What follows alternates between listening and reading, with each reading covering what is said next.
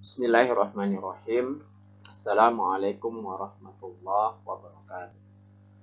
Innal hamdalillah nahmaduhu wa nasta'inu wa nastaghfiruhu wa na'udzu billahi min shururi anfusina wa min sayyiati a'malina. May yahdihillahu fala mudilla lahu wa may yudlilhu fala hadiya lahu.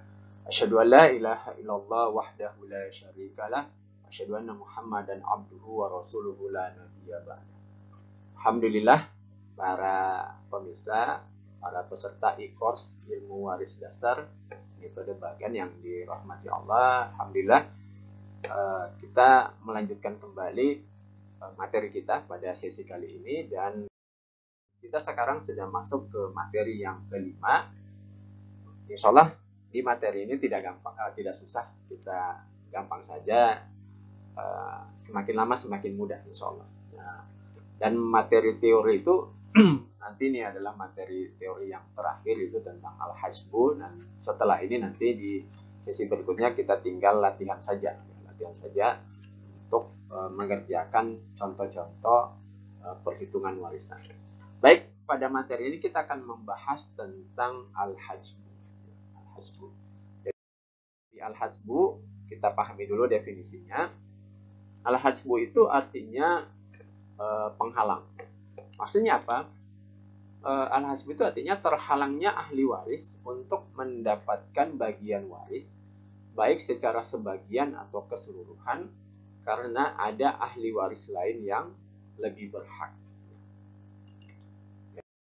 Di al-hasbu itu terbagi dua, baik al-hasbu bil wasfi maupun al-hasbu bil syaksi.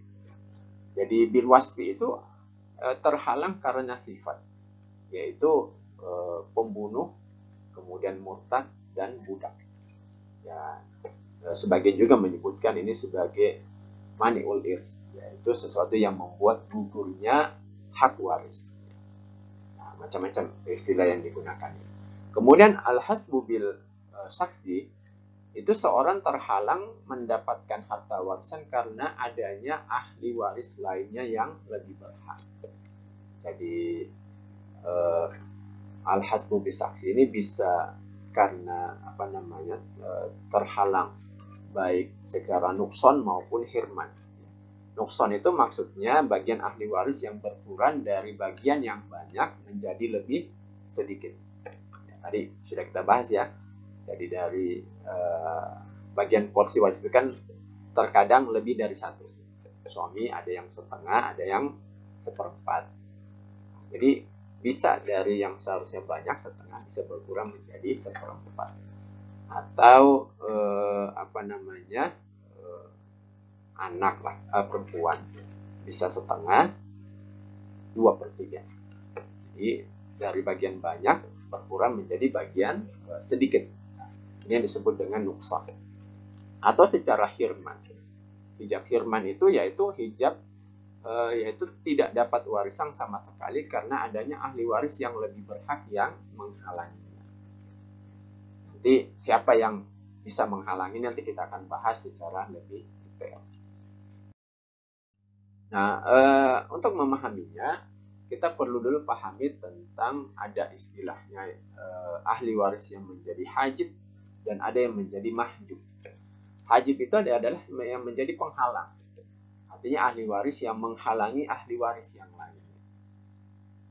Kemudian ada yang dihalangi, yang disebut dengan mahjub. Ini istilah saja. Nah, penting diperhatikan bahwa sebelum melakukan pembagian warisan, yang pertama kali harus kita perhatikan itu adalah apakah ada furu atau tidak. Kenapa? Karena pada umumnya yang menjadi penghalang itu adalah asobah.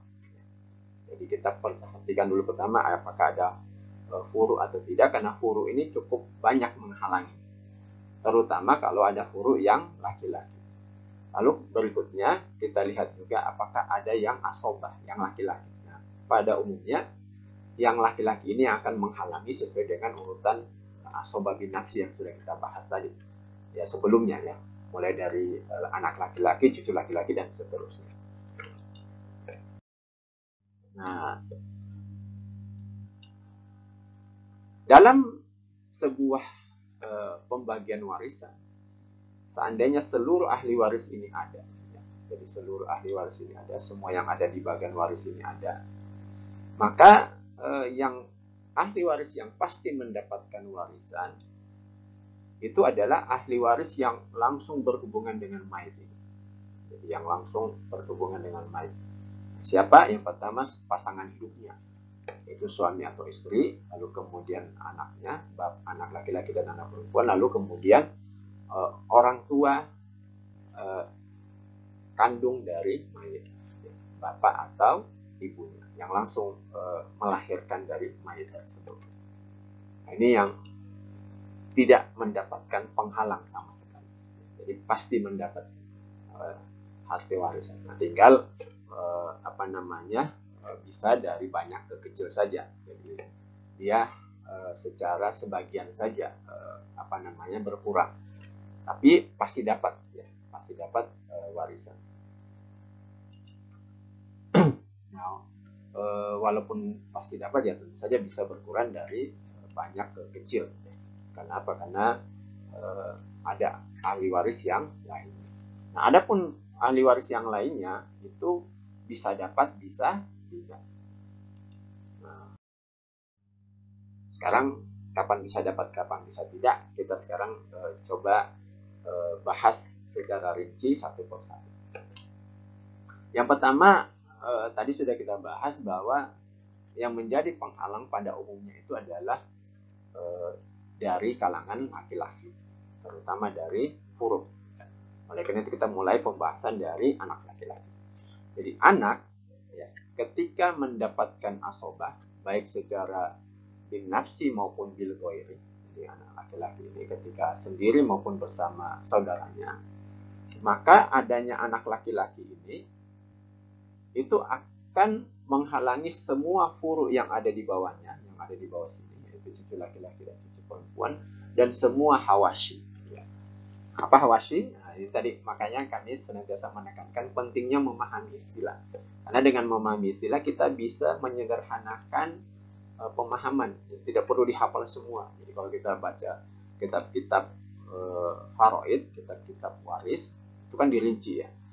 Jadi kalau ada anak laki-laki akan menghalangi cucu laki-laki, cucu perempuan, saudara sekandung laki-laki, saudara sekandung perempuan, dan seterusnya. Nah, kalau kita pahami istilahnya cukup disederhanakan saja. Ketika ada anak laki-laki, maka akan menghalangi furuk yang ada di bawahnya dan semua hawasi. Selesai kan? Jadi furuk yang ada di bawahnya itu semua yang ada di bawah sini dan semua hawasi. Hawasi apa? Saudara dan paman berikut keturunan.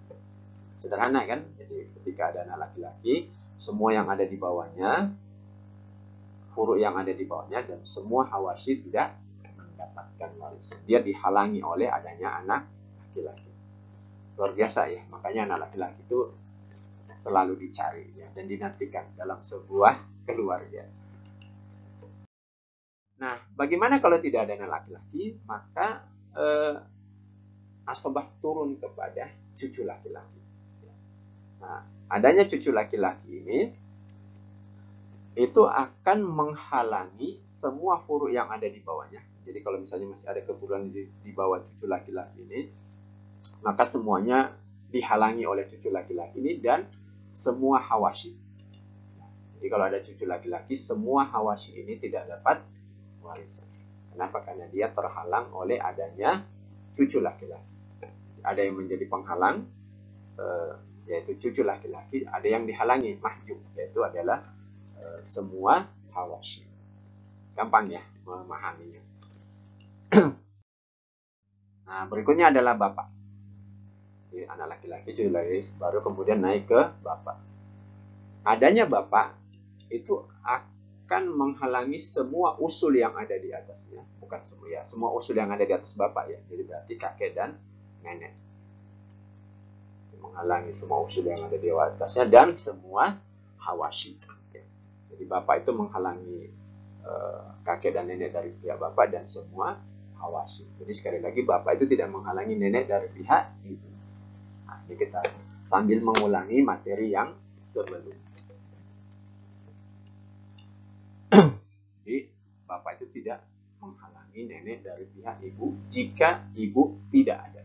Jadi kalau ibu sudah tidak ada itu tidak terhalangi nenek dari sini ini tidak terhalangi oleh bapak. Kalau ibu sudah tidak ada.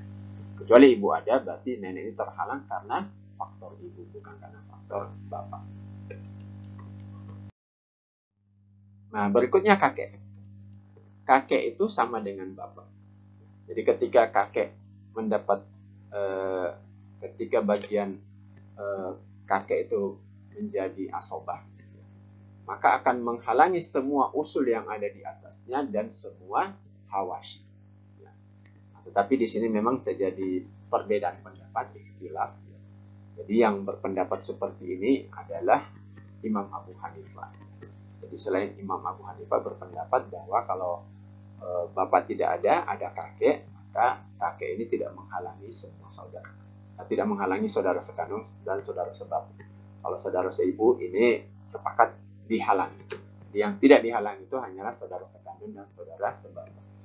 Nah, sekarang kita anggap saja kita sedang membahas menurut pendapat Imam Abu Hanifah. Jadi kakek itu menghalangi semua hawashi. Nanti kalau pembahasan kakek tidak menghalangi saudara atau pembahasan waris saudara bersama kakek atau kakek bersama saudara, itu nanti kita akan bahas secara lebih rinci dalam e-course ilmu waris lanjutan, insyaallah. Kita siapkan juga program ini.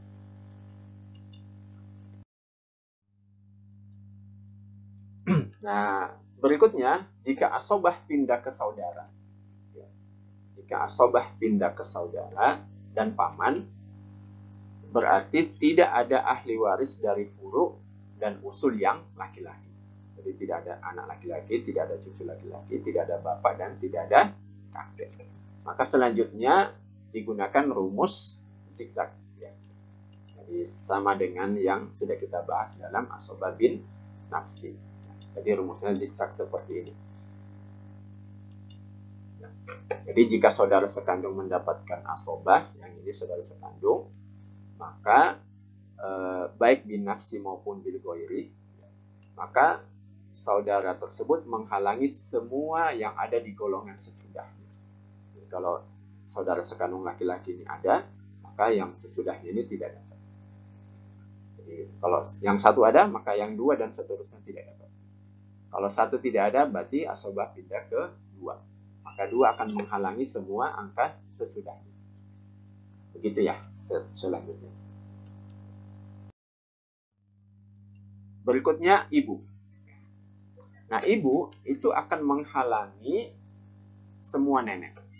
Baik nenek dari pihak bapak maupun nenek dari pihak ibu. Jadi kalau ada ibu, yang ini yang kuning, ada ibu, maka semua nenek dihalangi.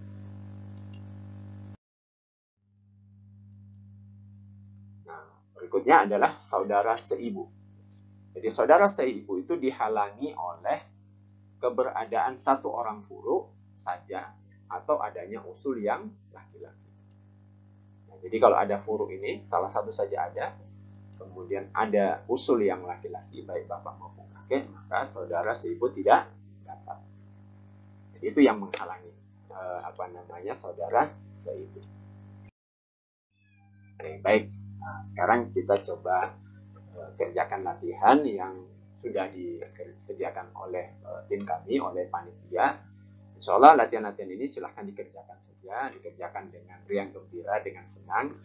Insya Allah itu akan membantu kita dalam memahami materi-materi yang sudah kita pelajari.